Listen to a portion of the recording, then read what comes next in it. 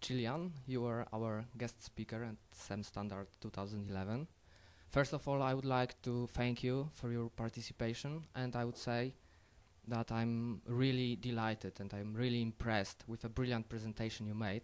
Thank you. There were just 40 minutes for this, but you covered so many different topics and in a detail that this was very, very useful, I think, for all the beginners and pros that were sitting and watching your presentation. That was really brilliant. Thank you. Thanks for your kind words. I have so many questions that I would like to ask you after listening to this presentation that hopefully I will ask at least part of them. All right, fire away. I hope I can remember them.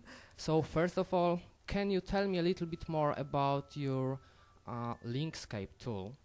You mentioned that in general you were able to identify more than 200 different factors that are influencing the search algorithm, Google search algorithm, basically.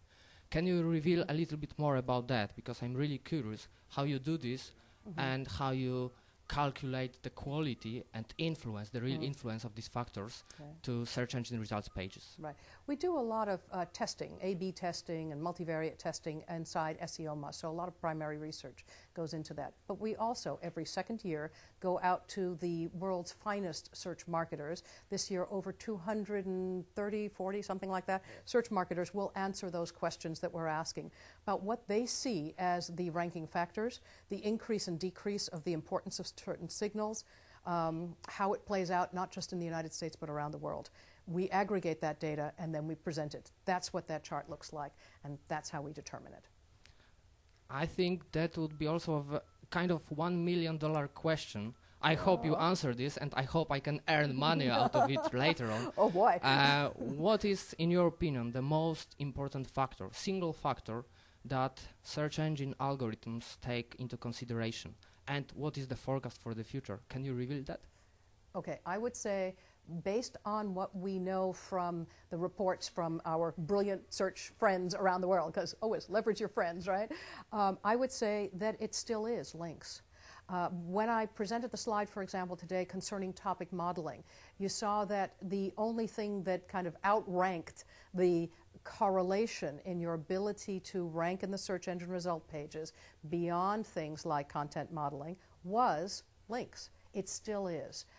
The link graph of the web is still the structure. It's the steel that holds everything together. The bots have to hop from place to place in order to get from page to page. There's kind of no other way to find that page. If you tweet about it, you're mentioning something, but again, unless you tweet with a reference to it, you can't get to it. You can talk about a topic, but you couldn't find where it was. So even with the social graph, it's important that these links exist. Whether it's followed or not followed or whatever, that's how bots get from place to place. So links, I think, are still primary. They will remain so for some time. They are declining in their importance. It just means that the space is becoming a richer conversation, deeper and more complex, but not ignoring what the foundation still is. Today, the most important thing you can focus on still are not just links, but now high-quality links. In other words, links from domains with authority, online and offline. Links from, in the social space, from authoritative figures. If the President of the United States says something, that's far more important than if I say something, right? And again, if the Prime Minister of Britain says something, it will be more important than if somebody in India complains about the same thing. You get the idea. Offline and online influence. Authoritative people, authoritative domains, trustworthy domains where they don't find spam and they don't find spammy links coming in or out. Those are the places where you need to look for link structure. So can you confirm my conclusion that if I were to invest, let's say, $10,000 into search engine optimization activities, I should rather focus on links, link building, gaining links across different media, across different both social and non-social resources, or I should rather focus on something else? No, what I would say yes, focus on that. but it's how you focus on it that I would say. You don't want to make a yes or no statement on that. Yes, you should focus on building those authoritative inbound links from a wide variety of sources to you. But that wide variety of sources, that's what holds the key. Go into the social space, comment on other people's blogs, and engage in the space deeply. Create your own community, which is not difficult, but a tedious process. It means that you establish yourself as the authority in the space and are generous about what you're offering in terms of advice, information, and even perhaps free tools and service. Once you have built those kinds of things, those guys will feed you. They will protect you when there's reputation management problems. They will spread the word about your product. They will talk about the value of your services, and they will help you to increase your price because they will speak well of you.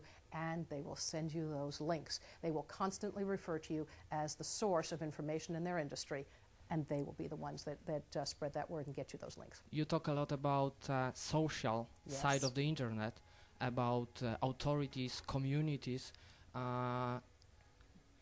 Do I understand it correctly that social signals are becoming more and more important? What's your opinion on that? Yes, they are. As human beings, we're always focused on what is here and now. We can't remember 10 minutes ago, let alone 10 days ago or 10 years ago. But as a result, we're always looking for news. We want news to break very quickly, and social brings us that stuff. Twitter broke the news of Michael Jackson's death within seconds or minutes, and it took 20-something minutes, I think 22 minutes for Google to get it, and it took till the evening news till the TVs had it, or so on. You get the idea. It takes too long. We want that stuff instantly, and so yes, the social signals are becoming more important as Google understands that's what we're after. They also give us, again, a deeper look into what people are talking about. A link just says, yeah, I sent a link from here to there. It doesn't really say whether it's relevant, whether it's topically important, whether my readers should really see this, or whether I'm scamming them. It doesn't say a whole lot. It just says, I sent a link from here to there. It was a good beginning. Social is a better step in the next level, and it will become again more robust and more intense over time. We know the background of the author that is placing a link and voting for some resource in the internet. It's a vote. That's probably what it's all about, right? That's right. If we are talking about social and communities and social aspects of algorithms or of evaluating the content, I have to ask this question. What about Linkscape? And do you have any plans for any other tool that will be measure in a more relevant or more qualified way all the social signals that may be used for the purposes of search engine algorithms and evaluation? Linkscape is kind of our core IP. It isn't our product. It's what powers all the tools at the SEOmoz platform. What we have is a platform where you can pop your domain in there, check out your competitors and so on, and then follow your progress in terms of search over time. It isn't just about SEO, it's about the entire organic marketing process, what is now being called cloud marketing or inbound marketing, and a number of other names are popping up. The next stage of what we add to our platform will be the social signals. We're working on that now, and within the next few months you're going to see some very exciting rollouts. We already have in the labs, we have Blogscape, which you may have taken a look at. It's the beginnings of how we're looking at social signals. It will be far more robust over time. That's perfect. I can't wait to see it working. We can't either. I will be regularly visiting your website, as I usually do it. Feel free to bug us. Sure. I will, believe me. Gillian, one more question about the topic that is very important in my opinion, and that is probably not that important for the whole audience or the internet industry here in Poland. That is the reputation. You mentioned search engine reputation management. We've seen a lot of examples, bad practices around the world, as well as in Poland, that if you are doing something in the wrong way, I mean you are using black hat techniques, or you are simply unfair to your customers, you will be punished by having a lot of black PR or simply vanishing from search engine results. By being filtered or penalized by Google, basically. Can you say a little bit more about that? How is this perceived on more mature, more advanced markets like in the States or in the United Kingdom? what are the hot topics regarding search engine reputation management, basically? Reputation management is itself a hot topic at this point. As more and more companies become engaged online, and they have no choice but to become engaged online, because even if you're not there, somebody else is already talking about you. So that, that train left the station already. We talk about the importance of having your own domains and making sure that you've, locked them down by purchasing them and so on. Same thing with the social space. You need your own Facebook page and fan pages and so on. You need to have a Twitter account. Even if you're not completely active there, for heaven's sake, make sure nobody else gets it. The concept of reputation management is just terribly fearful. As you said, you can do things that are kind of black hat techniques yourself.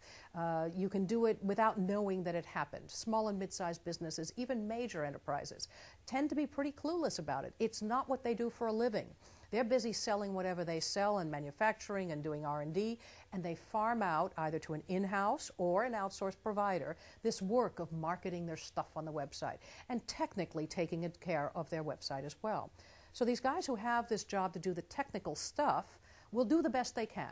And some of them don't even know they're doing black hat stuff because they haven't been well trained. There are no university courses for this. And if there were, they'd be too old to be useful because it changes so quickly. So we have to look to the industry to provide those kinds of pieces of education, the knowledge base that increases over time. SEOmoz, of course, provides that platform in terms of a huge blog where we constantly keep updated about what's working, what's not working, what you should and shouldn't be doing, and so on. And at the same time, somebody's got to say, in a market where there are so many black hats, somebody's got to start looking at certification. In the United States, we have something called Online Marketing Institute, and I think here Bluerank is going to take that position, doing that kind of intense training, making sure people in the industry understand what it is that their people should be doing, so that's kind of the high-level strategy training, and then training their staff so that they don't get hit. There are a number of ways you can get hit. One, you do black hat techniques, you certainly could be shot out of the SERPs entirely, and then you need a re-inclusion request, and so on in time and so on. Or you could just get thrown out to page 22 like, JCPenney for all of these things, and you have to start paying for your clicks. And we talked today a little bit about the fact that there's only like 10% of the clicks happening on paid clicks. So it isn't even just that you can buy those clicks back. You only have 10% of the market to go play in anymore. You are really in big trouble. Right? The fiscal hit that you can take as a company by engaging in those black hat techniques is huge. The second piece is that you don't treat your customers well, or your customers have a problem and you don't answer. So for those companies who are not engaged in the social media, and all of the companies that are trying to say, these search marketers are trying to say, for heaven's sake, please engage, you have to understand it's so important. This is how you explain it. You say, even if you think that you're worried about somebody saying something bad, imagine if somebody had a problem or said something bad and you never responded. You can't control these conversations, but you can manage them. You can respond. At least give your side of the story. Otherwise, you will be guilty by non-response. That's a really bad idea.